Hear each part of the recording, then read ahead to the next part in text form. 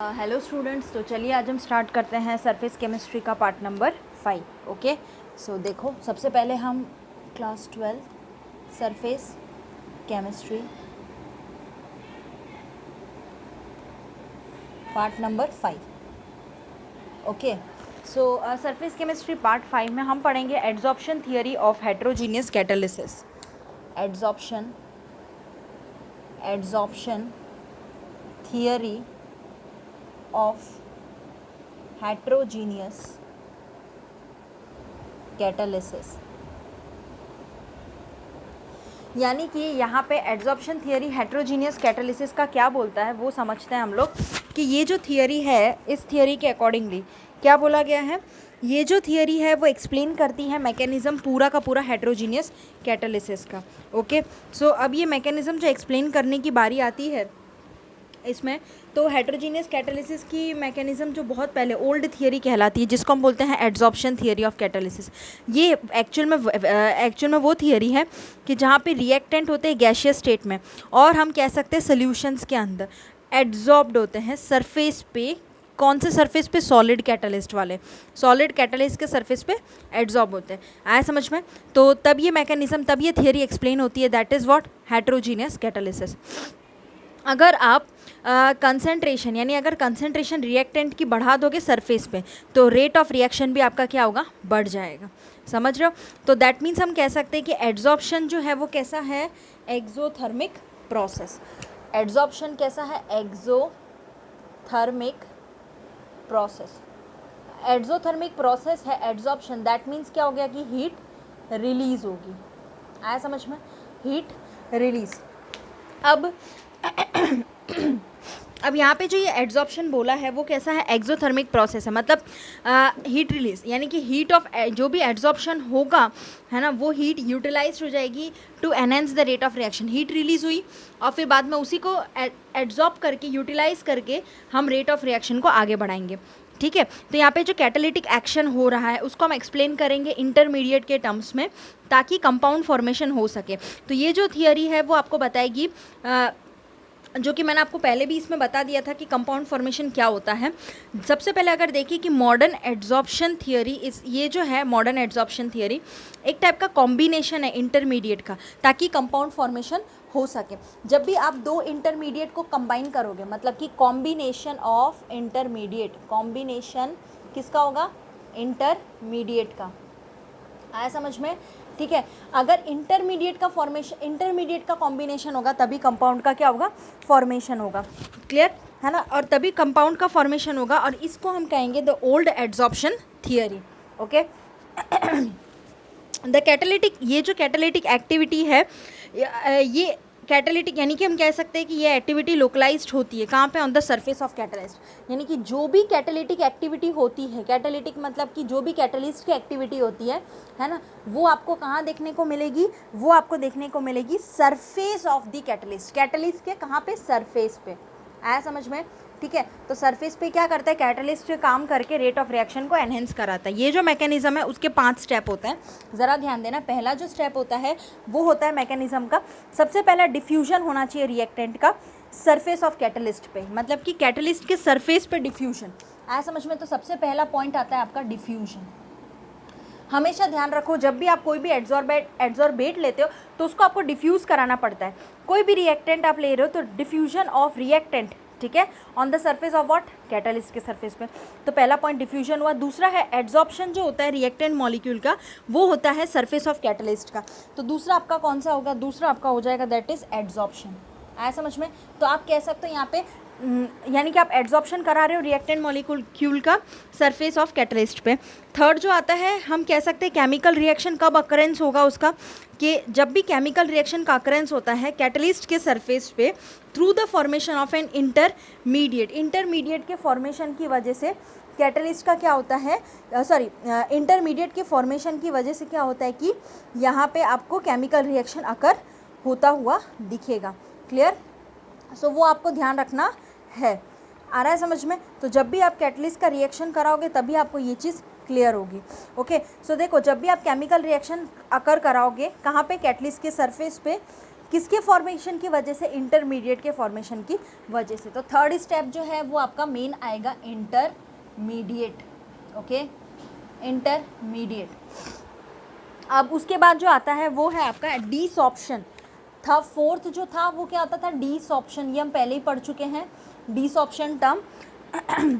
Desorption of the reaction product from the catalyst surface, जब भी reaction का जो प्रोडक्ट है वो पूरी तरह से निकल जाता है, डिसऑप्शन हो जाता है, किसके सरफेस पे, कैटलिस्ट की सरफेस पे से, तो हम क्या कहेंगे, thereby making the surface available, इस वजह से सरफेस अवेलेबल हो जाता है वापस से, again for the more reaction to occur, वापस से रिएक्शन होने के लिए। तो यहाँ पे हम कहेंगे डिसऑप्शन हो जाता है पूरी तरह से रिएक्शन का प्रोडक्ट, मतलब रिएक्शन प्रोडक्ट का कहाँ से, कैटलिस्ट के सरफेस पे से पूरा चला जाता है, तो स्पेस आ जाती है, स्पेस मिल जाता है, तो सरफेस अवेलेबल हो जाता है ज़्यादा रिएक्शन होने के लिए। आया समझ में? तो ये था आपका फोर्थ। फिफ्थ देखते हैं, फिफ्थ क्या कहता है।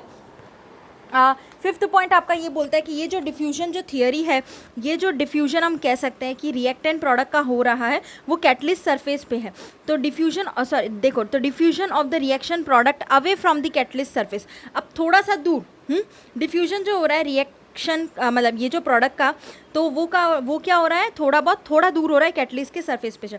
तो सरफेस जो है कैटलिस्ट का वो क्या है, एक टाइप का inner part of the bulk, अगर हम कह सकते हैं सरफेस जो है कैटलिस्ट का वो अनलाइकली अगर हम बोले तो इनर पार्ट है बल्क का, और उसकी फ्री वैलेंसीज होती है, फ्री वैलेंसी होती है जो कि प्रोवाइड करती है एक टाइप से हम कह सकते हैं सीट प्रोवाइड, सीट SEAT, जगह, सीट मतलब जगह बोलते हैं हम उसको, सीट प्रोवाइड करती है किसके लिए, केमिकल फोर्सेस के लिए, अट्रैक्शन के लिए, यानी कि तभी अगर जगह होगी तभी तो अट्रैक्शन हो पाएगा केमिकल फोर्स की वजह से, समझे। तो ये एक बात है, जब भी गैस एक दूसरे के कांटेक्ट में आती है विथ ऐसे सरफेस के साथ, है ना, तो मॉलिक्यूल्स क्या होते हैं, तो molecules are held up there due to the, एकदम पूरी तरह से हेल्ड हो जाता है, और हम कह सकते हैं लूज केमिकल कॉम्बिनेशन हो जाता है, समझ गए, केमिकल कॉम्बिनेशन थोड़ा लूज देखने को मिलता है। सो अलग अलग मॉलिक्यूल्स होते हैं वो एड्जॉर्ब होते हैं साइड बाय साइड अलॉन्ग, आपको देखने को मिलेगा साइड टू साइड, यानी कि साइड ओवरलैप, मतलब साइड टू साइड ही आपको बहुत सारे एड्जॉर्प्शन देखने को मिलेंगे। आया समझ में? तो ये जो अलग अलग मॉलिक्यूल वो एड्जॉर्ब होते हैं बाई साइड टू साइड, दे में रिएक्ट विथ ईच अदर, साथ में रिएक्ट कर जाते हैं, और क्या फॉर्मेशन करते हैं, नए नए मॉलिक्यूल्स। तो हम कह सकते हैं ये जो न्यू मॉलिक्यूल्स फॉर्म हो रहे हैं वो इवेपोरेट, या तो मे बी इवेपोरेट भी कर सकते हैं, सरफेस को लीव भी कर सकते हैं for the fresh reactant molecule, अगर कोई फ्रेशली रिएक्टेंट मॉलिक्यूल आता है तो वो सरफेस लीव भी कर सकते हैं, समझे। तो ये जो थियरी थी वो आपको एक्सप्लेन करती है कि क्यों कैटलिस्ट जो है वो अनचेंज होता है मास में और केमिकल कॉम्पोजिशन में, ठीक है, ताकि एंड ऑफ द रिएक्शन तक, पूरे एंड ऑफ द रिएक्शन तक, समझे, उसका मास और उसका केमिकल कॉम्पोजिशन कभी भी चेंज नहीं होता कैटलिस्ट का। तो ये थियरी आपको वही बताती है, समझे, और वो इतना ज़्यादा इफ़ेक्टिव होता है, बहुत ही ज़्यादा इफ़ेक्टिव थियरी है। तो इसके बाद जो इसके बाद एक डायग्राम है जिसके हेल्प से मैं आपको समझाती हूँ जो वो डायग्राम क्या कहना चाह रहा है, ठीक है। तो चलो देखते हैं।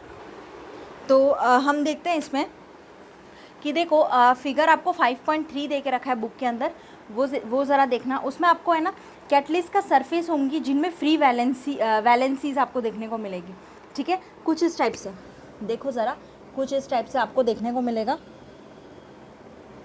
ऐसे, ठीक है, और नीचे भी ऐसे ही है, ऐसे।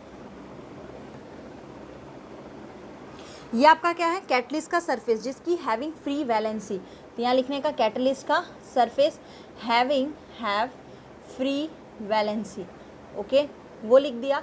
ये कंप्लीट होने के बाद अगर मैं इसको रिएक्ट कराती हूँ A+B के साथ, अब ये A+B क्या है, आपका रिएक्टिंग मॉलिक्यूल है, ठीक है, ये आपका हो गया रिएक्टिंग मॉलिक्यूल। जब भी इसके साथ रिएक्शन हो रहा है तो एट प्रेजेंस में क्या आएगा, एड्जॉर्प्शन ऑफ रिएक्टिंग मॉलिक्यूल, यहाँ पे एड्जॉर्प्शन हो रहा, adsorption of what, reacting molecule, reacting molecule का आपको एड्जॉर्प्शन क्लियरली देखने को मिलेगा। आया समझ में? तो उससे आपको एक चीज़, मतलब एक ये आइडिया आ जाएगा कि आपका जो रिएक्शन है यहाँ पे जो हो रहा है वो क्या बताएगा। दैट मीन्स हम कह सकते हैं ये रिएक्शन कंटिन्यूसली चलेगी लेकिन अलग अलग के लिए, यानी कि आप समझ सकते हो ये ए के लिए बन जाएगा और ये बी के लिए बनेगा, मतलब एड्जॉर्प्शन ऑफ रिएक्टिंग मॉलिक्यूल। अब पूरी तरह से ये रिएक्टिंग मॉलिक्यूल ए और बी यहाँ पे एड्जॉर्ब हो चुके हैं, है ना। यानी कि क्या होता है, ये फ्री वैलेंसीज दिखती है ना, उसमें आपको क्या होता है कि ए और बी कहीं ना कहीं आके एडजस्ट हो जाता है, एड्जॉर्ब हो जाता है, समझे। तो ये है, तो हम कह सकते हैं यहाँ पे एड्जॉर्प्शन, एड्जॉर्प्शन, ठीक है। किसका एड्जॉर्प्शन, तो यहाँ लिखोगे आप लोग कि adsorption of reacting molecule, RM आया समझ में। तो ये लिख देने का। अब देखो इसी के बाद जो नेक्स्ट डायग्राम है उसमें एक इंटरमीडिएट का फॉर्मेशन होता है, वो ज़रा समझना कि इसके बाद, यानी कि ये हमारा हो चुका, ये स्टेप कंप्लीट हो गया। इसके बाद जो स्टेप आता है उसमें आपको क्या करना है कि हमारे पास इंटरमीडिएट बनता है। दैट मीन्स ये सेम ही स्टेप प्रोसेस है, वो ज़रा ध्यान देना, यही बनेगा, लेकिन अब ए और बी के बीच में एक बॉन्ड भी क्रिएट होगी, समझे। तो वो जो है वेट, यस, कुछ इस टाइप में आया समझ में।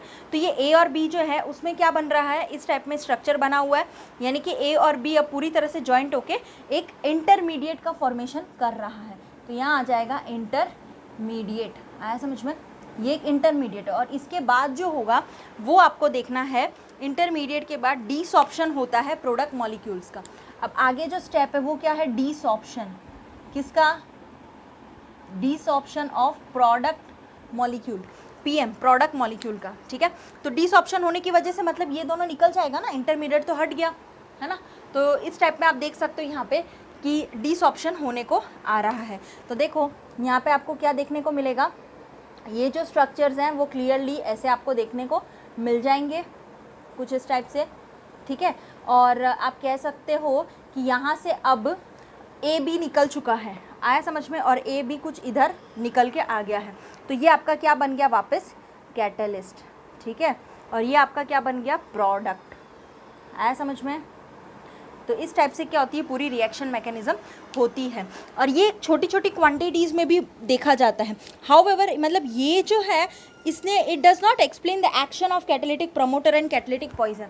इसने एक्शन नहीं बताया किसका, कैटालिटिक, एक टाइप से कह सकते हैं इसने एक्सप्लेन नहीं किया है प्रमोटर्स के एक्शन के बारे में, कैटालिटिक प्रमोटर और कैटालिटिक प्रोसेस कैसे, सॉरी, कैटालिटिक पॉइजन के बारे में, यानी यहाँ पे आपको कोई भी पॉइजन या प्रमोटर्स नहीं देखने को मिल रहे हैं, तो उसके बारे में उसने कुछ बताया नहीं था।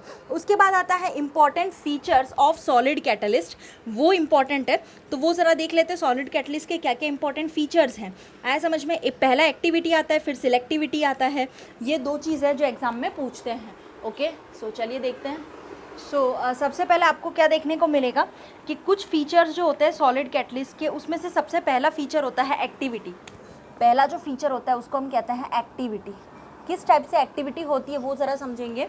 तो एक्टिविटी जो है उसमें आप देखोगे तो आपको इसमें क्लियरली पता चलेगा कि ये जो कैटलिस्ट का एक्टिविटी है वो डिपेंड करता है upon the strength of chemisorption to a large extent, यानी कि आपका जितना ज़्यादा केमिकल एड्जॉर्प्शन होगा उतनी ही ज़्यादा कैटलिस्ट की एक्टिविटी बढ़ेगी। एक्टिविटी बढ़ने की वजह से किस पे डिपेंड करेगा, डायरेक्टली केमिसॉर्प्शन के स्ट्रेंथ पे, ठीक है। और उसके बाद आता है ये जो रिएक्टेंट है वो पूरी तरह से एड्जॉर्ब्ड हो जाता है, रीजनेबली स्ट्रांगली हम कह सकते हैं कैटलिस्ट पे, ताकि एक्टिव हो सके। तो हम समझ सकते हैं रिएक्टेंट्स कैटलिस्ट पे एड्जॉर्ब होके तुरंत ही स्ट्रांगली और फिर बिकम एक्टिव हो जाते हैं। रिएक्टेंट्स भी साथ साथ में कैटलिस्ट के साथ एक्टिव हो जाते हैं। हम कह सकते हैं कि इसमें they must not get adsorb so strongly that they are immobilized and other reactants are left with no space on the catalyst surface for the adsorption. यानी इसका मतलब ये हुआ कि इतने ज़्यादा, यानी कि दे मस्ट नॉट गेट एड्जॉर्ब, इतने ज़्यादा एड्जॉर्ब नहीं भी होते, कोई ऐसे रिएक्टेंट मॉलिक्यूल्स भी होते जो एड्जॉर्ब नहीं होते स्ट्रांगली। तो वो कैसे होते हैं, immobilized, they are immobilized and other reactants are left, यानी कि पूरी तरह से मोबिलाइज्ड, कैटलिस्ट के साथ घुलते मिलते नहीं है, यानी दुश्मन होते हैं एक दूसरे के, कैटलिस्ट और रिएक्टेंट मॉलिक्यूल्स। तो अगर उनमें बनती नहीं है ना, तो बनती नहीं है, हम क्या कह सकते हैं कि वो पूरी तरह से मोबाइल नहीं होगा, ठीक है, मोबाइल कैरियर नहीं होगा, कैटलिस्ट के साथ काम नहीं करना चाहेगा। तो they are immobilized and reactant वो क्या होते हैं, लेफ्ट हो जाते हैं, पूरी तरह से चले जाते हैं एंड कोई भी स्पेस नहीं रह जाता कैटलिस्ट के सरफेस पे। रिएक्टेंट नहीं आए मतलब कोई स्पेस नहीं रहा, अब कैटलिस्ट के सरफेस पे एड्जॉर्ब कौन होगा, तो कोई स्पेस नहीं होता कैटलिस्ट के सरफेस पे फॉर दी एड्जॉर्प्शन के लिए। आया समझ में। तो यहाँ पे देखो क्या बोला है कि यहाँ पे आप देख सकते हो कि हाइड्रोजिनेशन रिएक्शन के लिए कैटालिटिक एक्टिविटी जो होती है वो इंक्रीज होती है from what group 5 to 11 metals. आप पीरियोडिक टेबल में ग्रुप 5 to 11 मेटल्स की ओर देखोगे तो कैटालिटिक एक्टिविटी आपको इंक्रीज देखने को मिलेगी। फटाफट कैटलिस्ट काम करता है, रिएक्शन दे देता है मेटल्स के साथ, विथ मैक्सिमम एक्टिविटी होती है उनकी, और वो आपको देखने को मिलेगा 7 to 9 एलिमेंट में of the periodic table. Standard 11 याद करो, चैप्टर नंबर 3, वो आप देखोगे तो आपको क्लियर हो जाएगा। तो हाइड्रोजिनेशन करते हैं, उसकी आपको रिएक्शन में आपको बताती हूँ। 2H2 plus O2 that gives platinum ले लो 2 times वाटर आया, और प्लेटिनम एज एन कैटलिस्ट ले लो। ऐसा समझ में, तो इस टाइप से हो सकता है। सेकेंड जो होती है वो सिलेक्टिविटी। सिलेक्टिविटी नाम से ही पता चलता है कि कुछ सिलेक्शन होगा, इसका कुछ ना कुछ सिलेक्ट होगा। तो देखो selectivity of a catalyst, catalyst को सिलेक्ट करना इज़ इट्स उसकी एबिलिटी को परखना, समझे। कैटलिस्ट को सिलेक्ट करना is its stability is its ability to direct a reaction to yield a particular product selectively. यानी कि कैटलिस्ट को परखो आप लोग, कैटलिस्ट को परखना, उसकी एबिलिटी को पहचानना, ताकि डायरेक्ट रिएक्शन होके वो प्रोडक्ट पर्टिकुलर टाइप का एक प्रोडक्ट दे सके, समझे। और विच अगर मान लो अगर कोई सेम रिएक्शन हो रही है अंडर द सेम कंडीशंस, ये under the same reaction conditions, तो बहुत सारे प्रोडक्ट भी पॉसिबल हो सकते हैं। अगर मान लो कोई कैटलिस्ट ऐसा भी होता है कि यही सेम कंडीशन पे चलता है तो बहुत सारे प्रोडक्ट भी दे सकता है, लेकिन हमें कैटलिस्ट को पहचानना है, सिलेक्टिव कैटलिस्ट ही चाहिए जो एक पर्टिकुलर प्रोडक्ट दे सके। उस प्रोसेस को हम सिलेक्टिविटी कहते हैं, समझे। तो देखो यहाँ पे बोला है कि सिलेक्टिविटी हम डिफरेंट कैटलिस्ट का कर सकते हैं, कुछ मतलब for same reactant is different. आपके पास यहाँ पे देखने को मिलेगा कि सिलेक्टिविटी ऑफ डिफरेंट कैटलिस्ट, अलग अलग कैटलिस्ट को हम सिलेक्ट करते हैं सेमी रिएक्टेंट्स के लिए। आपका रिएक्टेंट्स कैसा है, सेम रिएक्टेंट इज़ डिफरेंट, थोड़ा बहुत उसमें चेंजेस आ जाएगा। तो फॉर एग्जांपल अगर हम देखें, हमने स्टार्ट किया है H2 और CO के साथ, and using different catalyst we get different products, हमें अलग अलग प्रोडक्ट देखने को मिले हैं। तो ज़रा देखते हैं इसमें कौन कौन से क्या क्या है।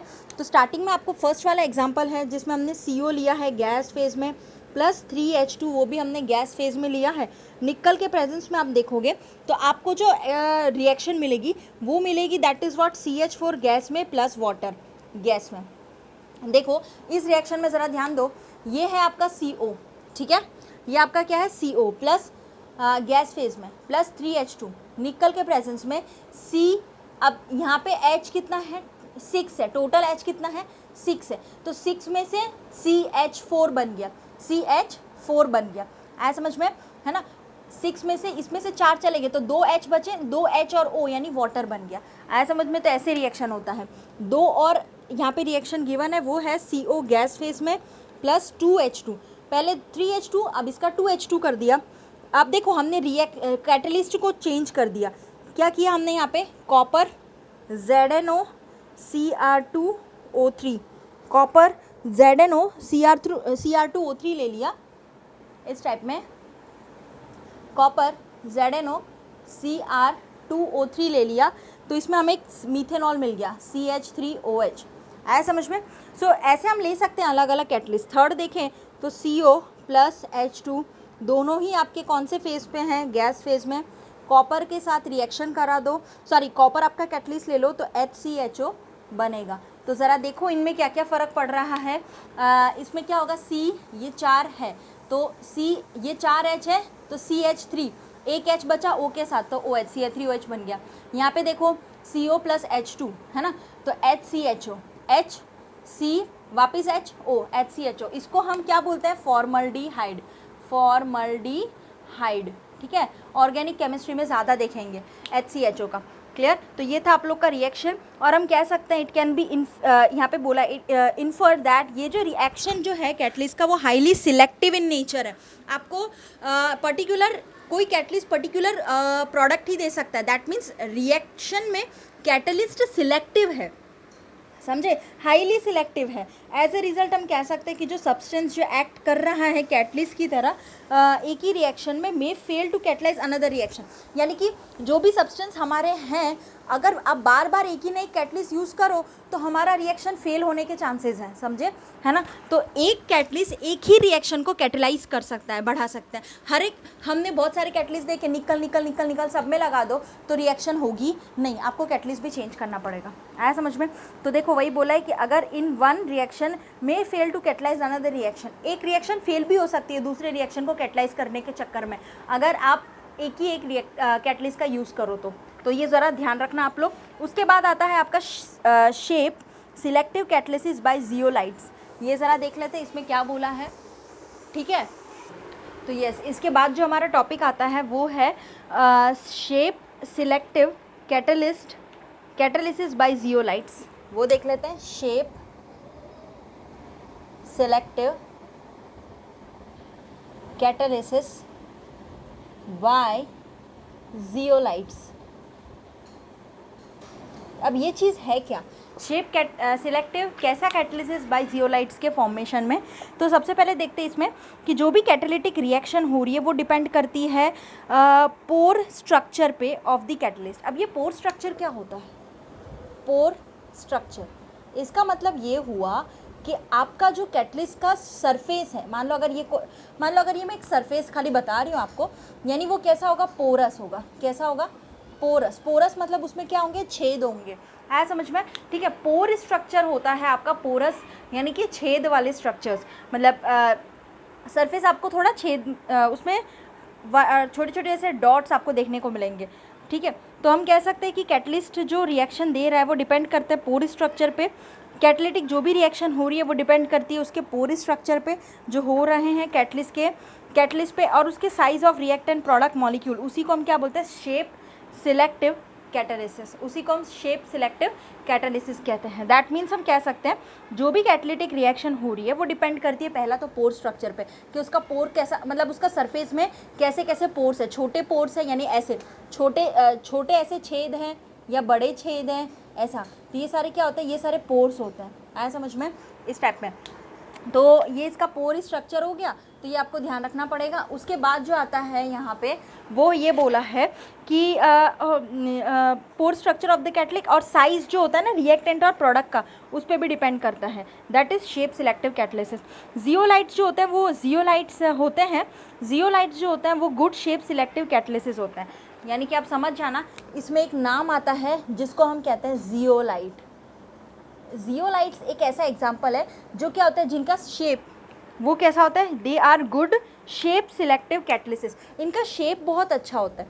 शेप अच्छा हुआ दैट मीन्स कैटालिटिक रिएक्शन में काम अच्छा कर लेगा, फिट हो जाता है पोरस में। तो ये क्या है, शेप सिलेक्टिव कैटलिसिस है। कैटलिस्ट की तरह भी अच्छे से उसका शेप है, और वो भी कैसे, सिलेक्टिव है। एक ही टाइप का जियोलाइट्स देखने को मिलेगा इसमें, तो उसका शेप सिलेक्टिव कैटलिसिस है, एक गुड, एक अच्छा। Because of their honeycomb like structure. इसका जो जियोलाइट का स्ट्रक्चर होता है ना वो कैसा होता है, हनी कॉम्ब जैसा होता है। कैसा होता है, हनी कॉम्ब लाइक स्ट्रक्चर होता है। सो दे आर, जैसे उसके क्या होते हैं, छोटे छोटे माइक्रोपोर्स होते हैं। उसके कैसे होते हैं, माइक्रोपोर्स होते हैं। एल्यूमिनोज, हम जानते हैं एल्यूमिनोज सिलिकेट्स, जिसके 3 डायमेंशन नेटवर्क होते हैं सिलिकेट्स के। ऑब्वियसली एल्यूमिनो सिलिकेट्स की बात करूँ तो उसमें 3 डायमेंशनल स्ट्रक्चर आपको सिलिकेट्स के ओनली देखने को मिलेगा, जिसमें कुछ सिलिकॉन एटम प्रेजेंट होंगे, यानी कि कुछ सिलिकॉन एटम जो प्रेजेंट है उसको रिप्लेस किया जाता है एल्यूमिनियम एटम से, ताकि हमें क्या मिल सके, एल्यूमिनियम ओ सिलिकॉन का फ्रेमवर्क मिल सके। आया समझ में, ये बोला है। अब जो भी रिएक्शन हो रही है जियोलाइट्स के प्रेजेंस में, उसी के प्रेजेंस में, जियोलाइट के प्रेजेंस में जो रिएक्शन हो रही है वो डिपेंड करेगी उसके साइज, शेप, रिएक्टेंट और प्रोडक्ट मॉलिक्यूल का, as well as upon the pore पे। एंड उसके बाद ही कैविटीज़, जियोलाइट्स की जो अलग अलग कैविटीज़ होती है, कैविटीज़ भी होती है जियोलाइट की, तो वो उन सब पे, तीनों चीज़ों पे डिपेंड करके और फिर रिएक्शन को आगे बढ़ाती है। कैविटी का मतलब होता है क्या, शेप सिलेक्टिव। हमारे पास जो कैटालिसिस हो रही, ये जो रिएक्शन का कैटलाइज हो रहा है, क्या कैविटी बताना चाह रहा है, किस टाइप की कैविटी, हनीकॉम्ब फ्रेमवर्क क्या है, ऐसा। तो ये जो था फिट हो चुका था, इस वजह से उसको क्या बोला है, उसकी cavity. And they are found in nature as well, easily, clear. तो इस वजह से हम कह सकते हैं कि ये एक टाइप का सिलेक्टिव कैटालिटिक, ये एक टाइप का कैटालिटिक सिलेक्टिविटी जियोलाइट है। ऐसा। तो जियोलाइट जो होते हैं वो वेरी वाइडली यूज़ होते हैं एज अ कैटलिस्ट में। मैंने आपको अभी बताया वेरी वाइडली जियोलाइट्स जो होते हैं वो बहुत वाइडली आपको कैटलिस्ट में देखने को मिलेगा। जैसे पेट्रोकेमिकल इंडस्ट्रीज़ है ना, तो वाइडली आपको कहीं ना कहीं पता चल जाता है वैसे तो, क्योंकि इसका हनीकॉम्ब जैसा स्ट्रक्चर है। तो देखते हैं हम, ऐसा ज़रूरी नहीं है कि कभी कभार ही दिखे आपको, लेकिन दिखता तो है। तो as and what is type का है कैटलिस्ट में। क्लियर। तो ये जियोलाइट्स कैसे होते हैं, यूज़ होते हैं widely used in catalyst in petrochemical industry, petroleum industry में आप देखोगे for cracking of hydrocarbons and isomerism. किसको क्रैक करते हैं, हाइड्रोकार्बन्स एंड इट्स आइसोमेरिज्म। अच्छा, अब ये हाइड्रोकार्बन मतलब क्या होता है, HOH बॉन्ड को तोड़ना, ऐसा सॉरी हाइड्रोकार्बन में भी नहीं, कार्बन हाइड्रोजन बॉन्ड को तोड़ना। हाइड्रोकार्बन, हाइड्रो मतलब H, कार्बन मतलब C, हाइड्रोकार्बन CH बॉन्ड को पूरी तरह से ब्रेक करना, आया समझ में। तो ये आपका क्या हो जाता है, हाइड्रोकार्बन, ऐसा, ठीक है। और उसका आइसोमर बनता है, आइसोमर क्या बनता है हाइड्रोजन का, हाइड्रोजन, ट्रिटियम, ड्यूटीरियम, ये सारे जो उसके आइसोमर अलग अलग होते हैं। कार्बन के भी बनते हैं आइसोमर, कार्बन 12 इस टाइप में। तो क्या होता है कि अलग अलग आइसोमर्स बनते हैं, उसको भी क्या करता है, ब्रेक डाउन करता है, आया समझ में। तो उसको क्रैक करना है। क्रैकिंग ऑफ हाइड्रोकार्बन आइसोमर एक इंपॉर्टेंट जियोलाइट कैटलिस्ट होता है जो यूज़ होती है पेट्रोलियम इंडस्ट्री में। तो वो नाम याद रख लो आप लोग, ये 1 मार्क में आ भी सकता है, समझे। एक इंपॉर्टेंट जियोलाइट कैटलिस्ट है ना, ये एक इंपॉर्टेंट कैटलिस्ट है जो पेट्रोलियम इंडस्ट्री में जनरली यूज़ होता है। वो जो कैटलिस्ट का नाम है वो नाम याद रखो, ZSM5, ये क्लियर, ZSM5, ठीक है, वो ध्यान रखो। और ये कन्वर्ट करता है एल्कोहल्स को डायरेक्टली किस में, गैसोलीन में, ये ध्यान रखो। ये किसको कन्वर्ट करता है, ये कन्वर्ट करता है एल्कोहल्स को किस में, into, directly into what, gas में, गैसोलीन। गैसोलीन का मतलब क्या हुआ, पेट्रोल, एक पूरी तरह से पेट्रोल, यानी गैसोलीन में, by dehydrating them to give a mixture of hydrocarbon. Dehydrate करके क्या करता है, डिहाइड्रेटिंग दैम, उसके बाद वो एक मिक्सचर दे देता है किसका, हाइड्रोकार्बन का, आया समझ में। तो ये था पूरा आपका जियोलाइट का पूरा था। तो आपको एक बार टेक्स्ट बुक पढ़नी है जिससे आपको क्लियर समझ में आ जाएगा कि जियोलाइट है क्या और आगे कैसे प्रोसेस करता है। ओके।